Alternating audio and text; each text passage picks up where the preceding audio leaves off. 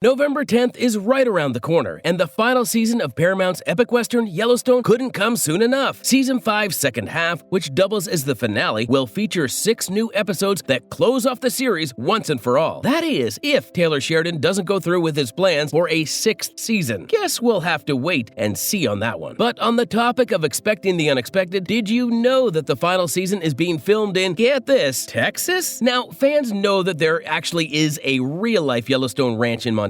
Then why are the cast and crew filming in Texas? What's it like to be on the road for half the year? And what do they do when they get back home? All that and so much more in today's video. So, stick around. Lights, camera, Yellowstone. Not all of the final season is being filmed in the Lone Star State. However, with this being the end to a great series, Paramount has spared no expense in getting the perfect backdrop. That's pretty much one of the many reasons why fans tune in to watch the Duttons, besides their complicated family drama, of course. In August 2024, Jennifer Landon, who plays Teeter on the show, was spotted in Amarillo, Texas. Reportedly, Paramount flew 150 cast and crew members to film a few scenes of the show there. The main cast wasn't a part of this trip, and Paramount held auditions for extras while they were in Texas. The Dutton family ranch is located in Montana, but it has a different name. Called the Chief Joseph Ranch, a real family lives and works from this 5,000 square foot log house each day. It's located in the town of Darby in southwest Montana. Apparently, the ranch had never been used in a film or TV show before, and the production team cold-called the family to request to use their home as one of the Yellowstone filming locations. The massive house, built in 1914, is so unique that it became another character in the show. For centuries, the land was home to the Salish Native American tribe, with a trail that once served as a path for both Lewis and Clark and the Nez Perce tribe, running through the property. In the late 1800s, Chief Joseph himself crossed this land. In 1917, William Ford and Howard Clark Hollister began constructing the 6,000 square foot lodge that stands today. Originally known as the Ford Hollister Lodge, it was renamed Chief Joseph Ranch in the early 1950s. There are more than a few set locations, but the show is limited to 3 states. Any guesses? Montana, obviously, Utah, and then there's Texas. Locations are based on the theme of the show. In this case, the backdrop has to feature luscious greenery, horses, and a whole lot of cattle. The other scenes inside offices and homes obviously can be filmed from within Paramount Studios. How Kevin Costner channeled John Dutton. An interesting fact here, Yellowstone was originally planned as a 10-episode limited series. Sheridan had always wanted Kevin Costner to star in his long-time planned western. Once the pilot was greenlit, he sent the script over to the actor, who agreed immediately. Still, the show was supposed to last 1 season, provided Kevin didn't extend his contract. We all know he did until he pulled out toward the end of the show, which interestingly is why the show's ending with season 5 and not season 7 as Sheridan had later planned. In any case, it's been a good run as one of the most famous cowboys on television. Famous, yes, but also one of the most challenging characters Costner's ever had to play. So how did he channel his inner John Dutton III? It wasn't all that hard, according to Costner, who's been a part of the western niche for a long time now. Remember Dances with Wolves? It's one of Costner's best movies and one of the best movies ever, period. Costner claimed that he had a few rules for the westerns he would star in. They had to be high-paced, and Sheridan said, "Hold my Stetson." Channeling John Dutton's character wasn't all too hard for a seasoned actor such as Kevin Costner. He was familiar with the niche and also with high-powered characters. It was smooth sailing for him. The $1 million